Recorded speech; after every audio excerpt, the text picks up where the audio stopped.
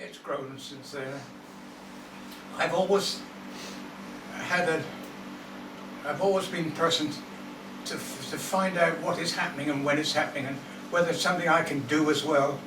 And I remember so well, one of the first incidents I recall, when I was about 6 or 7, we were building all around, and I was always in these buildings getting ticked off. And then one day, I apparently fell off a minor bit of scaffolding, and they picked me up unconscious and took me home. Oh, God. And my mother drew her top, not so much at them, but at me. And I had no sympathy whatever. I had a tick off for even being there. But and from then, well, I've always made it. I always like to feel that if something's happening, this is affecting us here, I want to make sure it's done in no matter what one would push it. Because after all, the thing I've stressed consistently is to people, this is your home, this is my home, behave as you would in your own place. And I've always tried, well, my particular stand, I'm not suggesting that my thinking other people wasn't similar, but it was getting them all together, doing the same thing, getting that sense. People have said to me, you always say they were lovely people. Say, are all the people you met lovely people? I said, yes, they were. I think of one or two. Yes, but yes, those one or two, and you've got their own particular reason. Yes. I mean, this I've mentioned dear Mrs. Luckham. She could be a proper pain in the neck, but dear, overall she was a charming lady. Absolutely. And she only got one object, and that was the building. Yes. So, and there we are. It's grown and it's grown, and for the first few years particularly, working in the garden gave me intense satisfaction. It meant that I was doing something that I felt I liked doing with the benefit of other people. And then we went to that dreadful period when the powers that be made an overall rule that you should do this, that, without any toleration between the size of the building or the size of the people. You were still under the same blanket of what you had to do with the fire risk and all that. Yes. You see, when I had that little accident with Lydia and was taken home unconscious, there was no 999, there was no ambulance, there was no whipped off to hospital x-ray. Yeah, all I suffered from was a bump in the head, sticking up for a week, and that was that. So we have changed a lot over the years. It's a nanny state. I'm not saying that lots of these things are of benefit, but we have benefit from them enormously. But it's this fact that one thing the government says, this is what you do. The people that are running it, these people, inspectors that come here, they're not tolerant at all. You have to really fight for everything you want from them. And that's the word I remember the lady who ran that program. She used to talk about the person who wore a cap. His name was, Esther Anson. no, the person that dared because they lose their job. Yeah, Esther Anson was a Jobsworth. Jobsworth. She used to bring that. And they're that kind of person. Yes. They're afraid to make any to make something different. Yeah. Because they might get in trouble with somebody else. Oh, you're doing it for them, why can't you do it for us? Yes. So we weathered that storm, and You since did. then it's levelled off and it's become a little more quieter. As we know, if you're reading the minutes, we were able to, instead of meeting monthly, we could meet 2 monthly, you see. But the difference in the time has been enormous. I think one thing that sticks in my mind too was when we had trouble with lifts. We were with the company who actually installed the lifts here, and they operated from way up north, and they had an office in Bristol.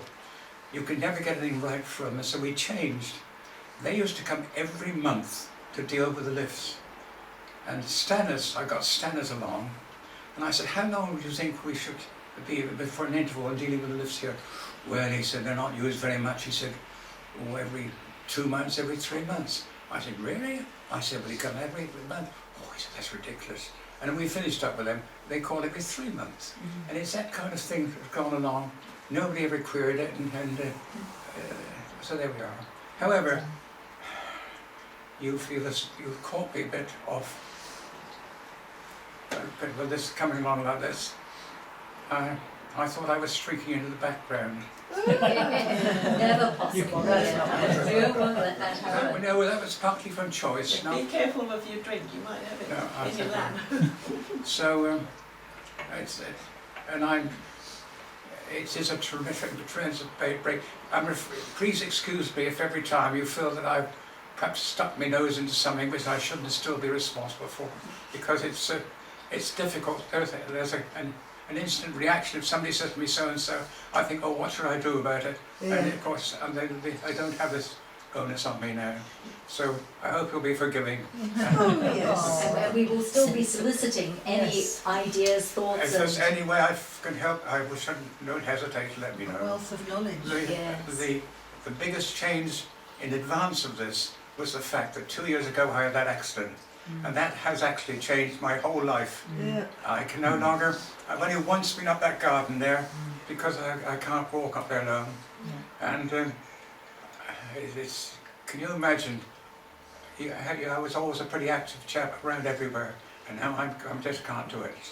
So the coming together, it actually, one complements the other. It means that in fact I don't have to do it now, but it's still there.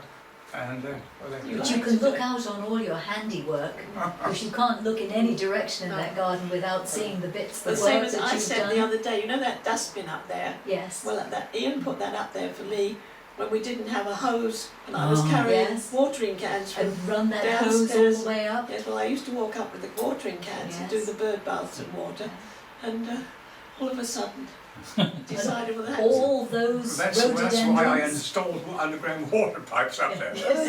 I made a serious mistake there. One of the few mistakes I made. We wanted the water from this side to the other side, and we used to connect a hose up and feed it across. Well, there was a traffic up and down, it was a darn nuisance. So I persuaded the committee to let us dig a trench across for the water pipe in. The biggest mistake was I didn't put an electric cable in at the same time. Yeah. But look, I can't think of everything at a time. I must keep you, otherwise if I write a book you'll hear all the stories. So But do think once about again, it. from Cheers, Ian. Yeah. Good luck, good luck. Cheers. Thank you. Yes. Thank you. Cheers, Thanks. Ian. very, very much. Our pleasure.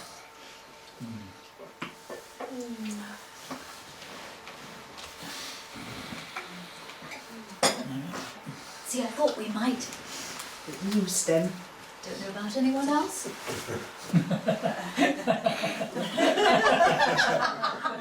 Anybody else might Get prepared. No, thank you, no. Anybody else? We can talk. Yeah. You won't believe what I put in my handbag before I left. Oh, you came prepared, Tissues. did you? You thought it was really going to be a sad occasion. My nose keeps running, so I'll take some. Lovely. These are very pretty. Well, I think I got that off my chest better than I thought I would actually. So, Good. Did brilliantly. but, oh well. I think I want to make one other comment since. Having gone into the background, I feel that we all here, after all, represent 24 residents here. I always think in terms of a street with 12 houses either side and realise what implies when you're dealing. I used to say the same thing to the council. If they said, we had one objection to that, I said, you didn't, you had 24 objections to that. And all I would say that I think we are, if I can put my point of view, we are very fortunate in that in the past we've had difficulty in getting a principal person of each section to look after it. If we had a chairman, we didn't have a secretary. If we had a secretary, we didn't have a treasurer. If we had a secretary, and so we are fortunate at the moment. We have an excellent secretary who nearly knows how to run a place as a secretary. Oh, We've got an excellent don't know treasurer. where that comes from. We've got an excellent treasurer who looks They are after. doing my And now work. we've got a chairman who's putting his heart and soul into it, and I'm sure we are going to benefit from these people continually. I think you've done well assembling a very good team, I think. That's down to you. Yeah, absolutely. And getting rid of some of the dross. You did a much better job than I did, Katie, I can assure you. I used to visit Might you I at 10 say- at night after might the I visit, say, but, you up, I'm coming over. I've made one little error, mate. We did, in fact, the first time we had a very, very good, reasonable secretary, coupled with a joint for that small sum. Yes. But for the intervals in between that was the problem. Unfortunately, having got what we thought was a settlement, they're all up and left. Made babies and left. Honestly. So you must forgive me if I. How dare them. Yes. Ah, but So both not getting secretaries- pregnant, all right? I'll try No, not not getting There's pregnant. no chance with me. Any of Not you. allowed. Yes, not allowed. Babies are not allowed. Except for pressure company. Well, I was the treasurer for some time You were. when I was on the committee, and I got to know so many nice people. Yeah. Even though I was asking for money. Money. It's a bit like the taxman, isn't it? It's true though, being on that committee does completely open up the flats to you. I Oh, don't Yeah, think that's you true. might not really know anyone here. I mean, I never had problems getting money from anybody. You know, No. you send them the bill and Absolutely. they paid up.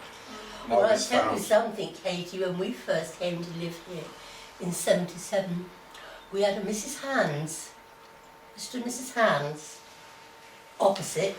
They had the chemist shop down the road that used to be, and Mrs. Hands was a frightful snob. She just would not speak to us. No? We went months and months and months, she wouldn't say a word, and one day my husband said, I'm not going to stand this any longer. You'd get in the lift with her, but she wouldn't say a word. Oh no! So he got in the lift with her one day and he made her, he spoke to her first, and she had to eventually. Right. But she was the one, always complaining about the cleaning, and he'd say, well, you notice she never does anything. No, but her husband was a lovely man. No, she was always finding fault.